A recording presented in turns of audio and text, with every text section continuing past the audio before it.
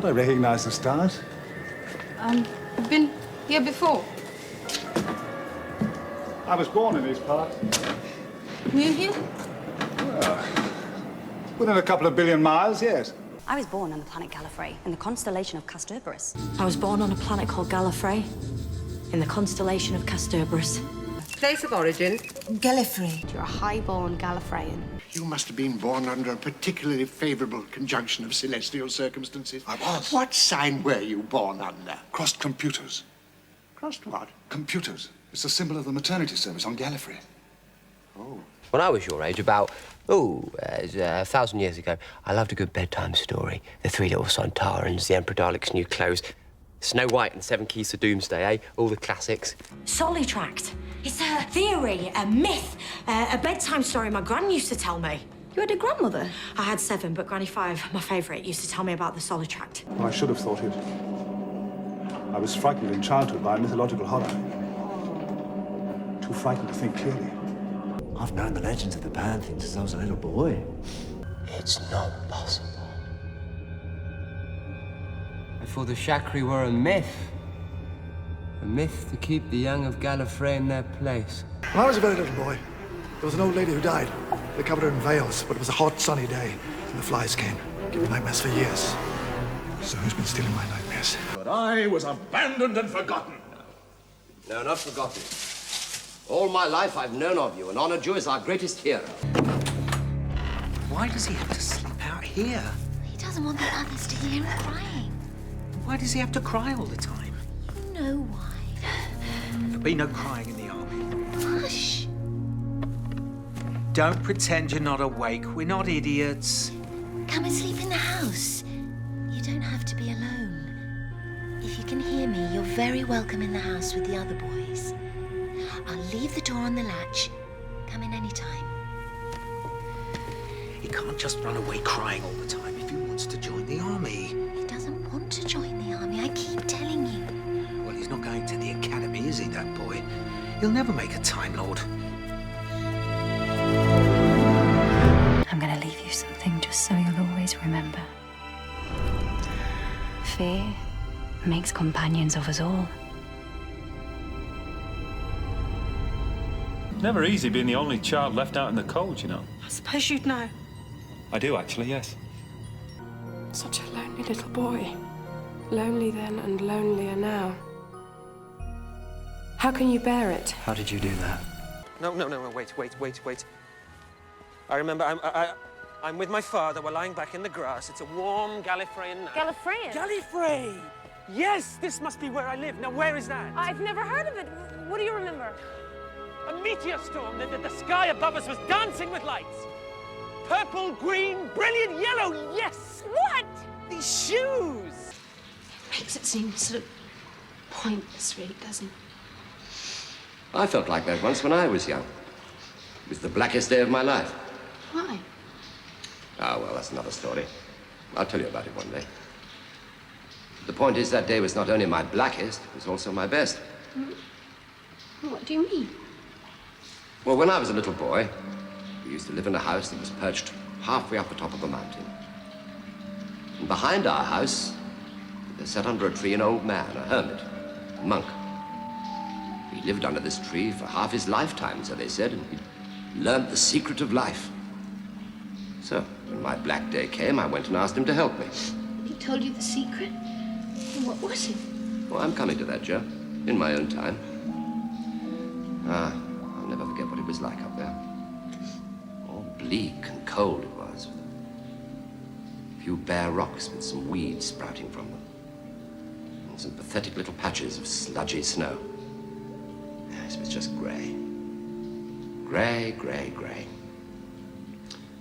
Well, the tree the old man sat under, that was ancient and twisted, and the old man himself he was as brittle and dry as a leaf in the autumn. What did he say? Nothing. Not a word. He just sat there silently, expressionless, and he listened whilst I poured out my troubles to him. I was too unhappy even for tears, I remember. When I'd finished, he lifted a skeletal hand and he pointed. Do you know what he pointed at? No. A flower. One of those little weeds. Just like a daisy it was.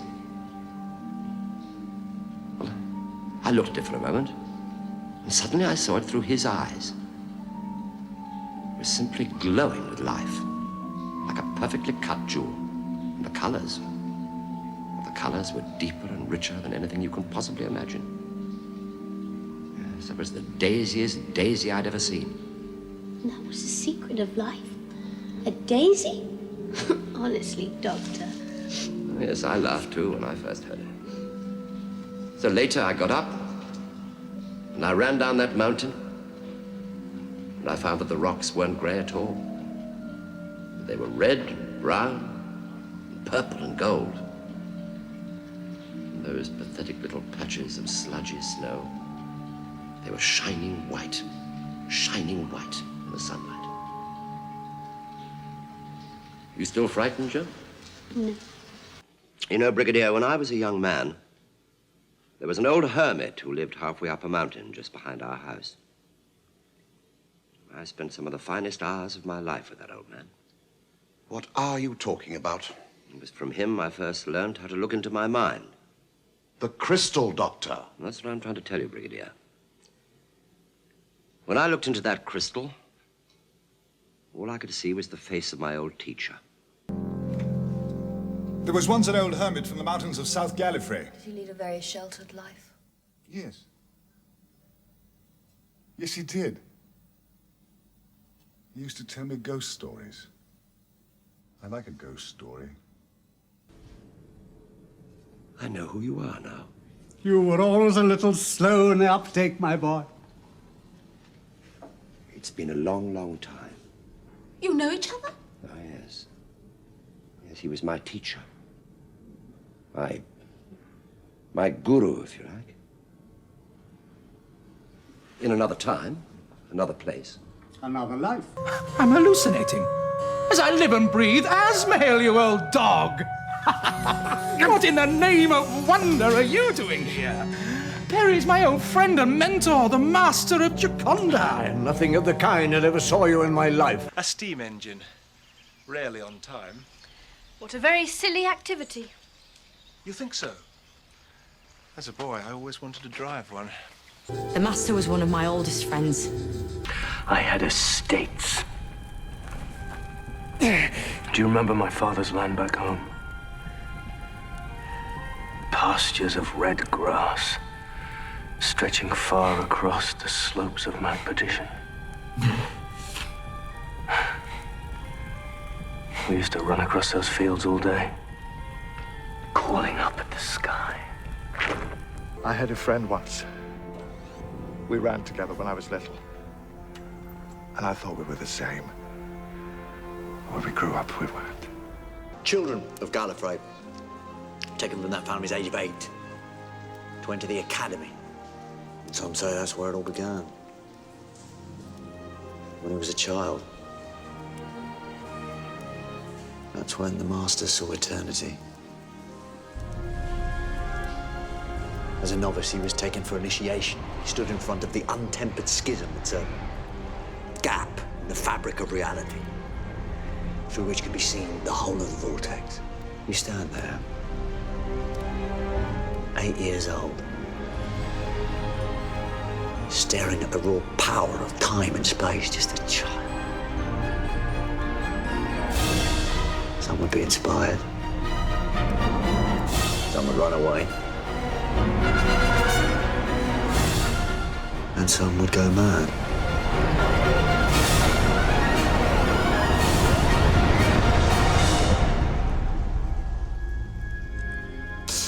Oh, I don't know. What about you? Oh, the ones that ran away, I never stopped. Is that him? A Pridonian. On my oath as a Time Lord of the Pridonian Chapter. Only in mathematics will we find truth. What? Borussia used to say that during my time at the academy. But now he's setting out to prove it. I'd like a little more respect from you, if you don't mind. I thought that was a quality you didn't admire. Ah, that was before. I would have thought you, of all people, knew me better than that. Well, you could never deceive me when you were my student at the academy. You haven't changed, and neither have I. You possess an energy you do not understand. Yes, silly, isn't it? Only my professor at the academy seemed to understand it. Just goes to show how academic everything is. Do I know you, young man? Believe it or not, we were at the academy together. She was my first friend. Always so brilliant. From the first day at the academy. Every star in the universe. We were going to see them all. I remember my home. I remember growing up. I remember you and me at the academy together. That happened. It just wasn't your first life. Remember how we used to run through those streets as children? The alleys where we'd hide from Barusa as we skipped classes. What does it do? I mean, how does it actually affect the Master's plans? Well, it's just like jamming a radio signal, Joe. We used to make them at school to spoil each other's time experiments. Because I used to hot wire walk drives for fun on a weekend as a teenager. Not that we had weekends, or teenagers. Basically, I used to do this a lot and people got mad. I'm very concerned. Then you should remember your training in detachment. I'd rather care. Blimey! Do you have to pass a test to fly this thing? Yes, and I failed it now. But you're a genius. Oh, yes, I definitely remember that. Especially in thermodynamics. How did you know that, Mel? You told me. You said it was your special subject when you were at university. University?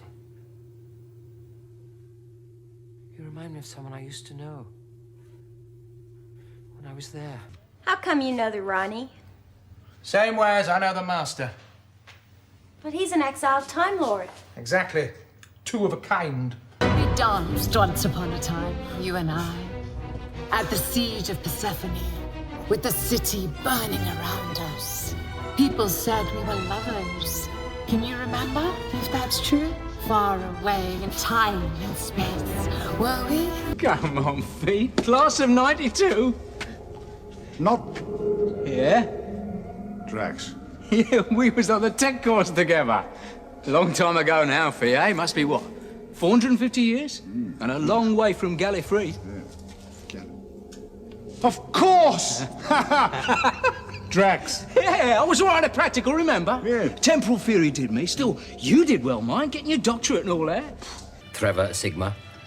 Actually, my nickname at college was Theta Sigma. No nicknames. I did graduate from the academy with a triple first. I suppose you think we should be impressed by that, too. Well, it's better than scraping through with 51% at the second attempt. That information is confidential. The Panopticon. We had some fun there, didn't we? Hey? Graduated. Since when do you care about the Doctor? Since always? Since the Cloister Wars? Since the night he stole the moon and the President's wife? Since he was a little girl? One of those was a lie. Can you guess which one? I went down to the beach, and there she stood, dark and tall, at the edge of the wood. The sky's too big. I'm scared, I cried. She replied, young man, don't you know there's more to life than the moon and the president's wife? Long time ago, there was a student at the academy. He got in here, disappeared for 4 days. Showed up in a completely different part of the city. Said the Sliders talked to him. They showed him the secret passage out. We just need the code. What? And the kid told you the secret? Ah, no. He didn't tell anyone anything. He went completely mad. Never right in the head again, so they say. Okay, that's encouraging. The last I heard, he stole the moon and the president's wife. Was she nice, the president's wife? Ah, well, that was a lie. Put him up by the Shabugans. It was the president's daughter. I didn't steal the moon, I lost. I'd know you anywhere. I was a completely different person in those days. Eccentric. A bit mad. Rude to people. You were barely more than a child. You broke in here. And the Wraith spoke to you about the hybrid. Why did that story make you so scared? I don't know. I don't remember it. Long before the Time War, the Time Lords knew it was coming. Like a storm on the wind. There were many prophecies and stories. Legends before the fact. One of them was about a creature called the Hybrid. Half Dalek, half Time Lord. The ultimate warrior. But whose side would it be on? Would it bring peace or destruction? Was it real or a fantasy? As a matter of fact, I had a great deal to do with the banning of these manuscripts. You did? Yes, I did. I managed to persuade the High Council of the Time Lords they were an offense against the dignity of sentient life forms. But I thought the Time Lords never interfered. It's well, they don't as a rule. But frankly, I made such a nuisance of myself that, well, they banned the things. The Medusa Cascade. I came here when I was just a kid. 90 years old. It was the center of a rift in time and space. He sealed the rift at the Medusa Cascade, single-handed. Oh, I'm afraid I'm much too old to be a pioneer, although I was once amongst my own people. That's pretty, though, isn't it? Got it on the olden days of Gallifrey, and the doctor gave it to me when my daughter... She was in on Gallifrey for a pill when I borrowed her. I thought she was yours. Well, on a sort of finders keepers basis, yes. I should have waited till they'd done the chameleon conversion, but there were rather pressing reasons at the time. You're the one who stole the TARDIS and ran away. The captain might be needing you. No, the captain's fine. Why did you do it? Oh, I'm sure your doctor has explained. Not even sure he remembers. There were many pressing reasons. I don't mean what you ran away from. What were you running to?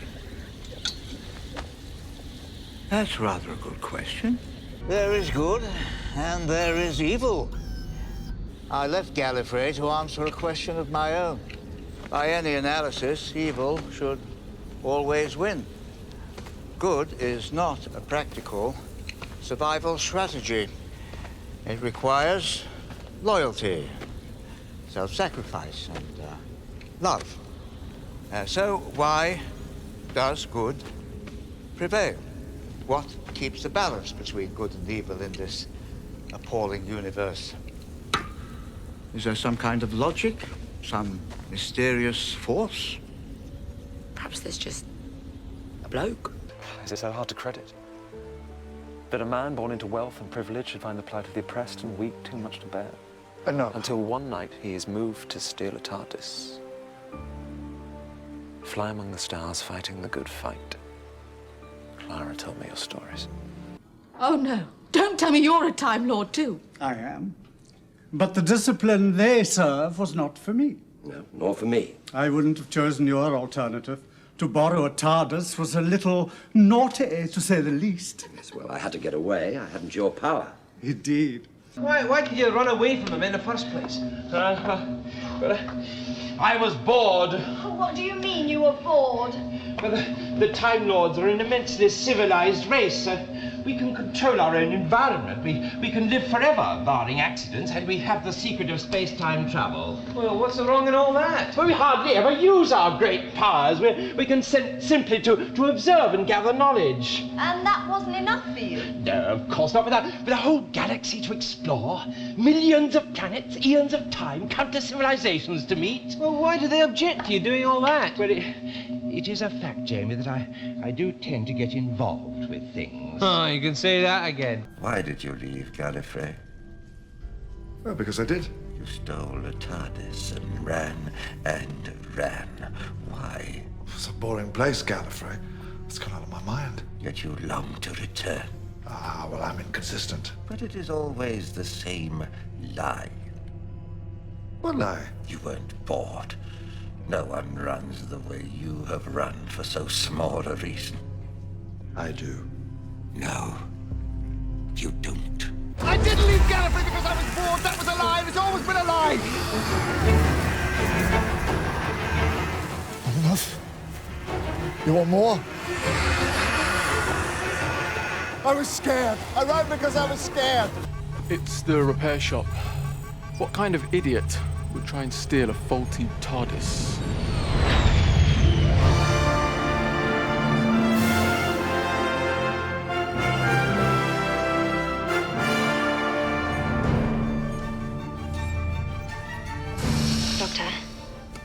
Doctor? Yes? What is it? What do you want? Sorry, but you're about to make a very big mistake.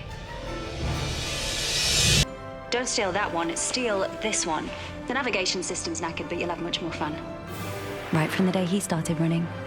I was already a museum piece when you were young.